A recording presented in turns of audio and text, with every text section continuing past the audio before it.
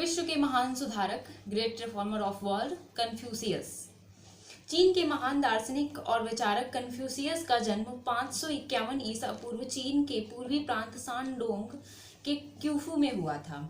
Confucius के शहर में आज भी उनका स्मारक, मंदिर और भवन समेत कई प्राचीन इमारतें हैं। यह चीन की सांस्कृतिक धरोहर है जिसे यूनेस्को ने विश्व धरोहर की लिस्ट में शामिल किया है। कन्फ्यूशियस ने ऐसे समय में जन्म लिया जबकि चीन की शक्ति बिखर गई थी और उस समय कमजोर झोउ राजवंश का आधिपत्य था। उस दौर में कन्फ्यूशियस के दार्शनिक विचारों के साथ ही उनके राजनीतिक और नैतिक विचारों ने चीन के लोगों पर अच्छा खासा प्रभाव डाला। इसी के चलते उन्होंने कुछ वक्त राजनीति में भी गुजारा। दरअसल कन्फ्यूशियस एक सुधारक थे। कन्फ्यूशियस ने स्व अनुशासन, बेहतर जीवनचर्या और परिवार में सामंजस्य पर जोर दिया था। उनकी शिक्षाओं का आज भी चीन के कुछ लोग पालन करते हैं।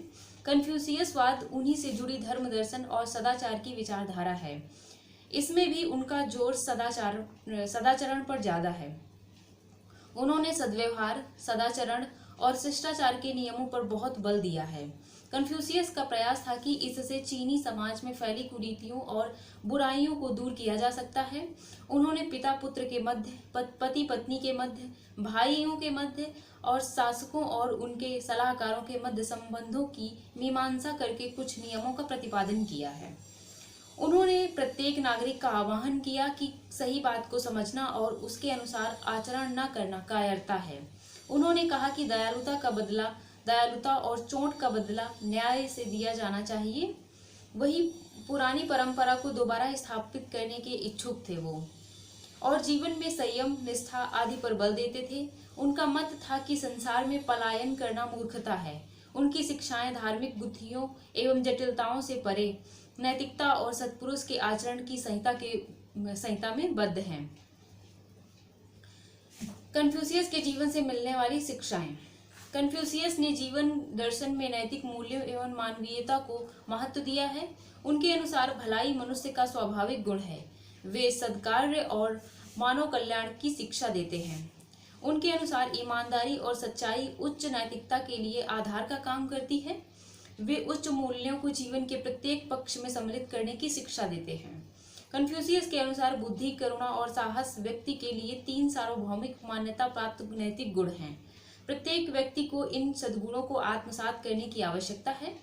विश्व को व्यवस्थित करने के लिए पहले राष्ट्र को व्यवस्थित करना होगा। राष्ट्र को व्यवस्थित करने के लिए परिवार को व्यवस्थित करना होगा।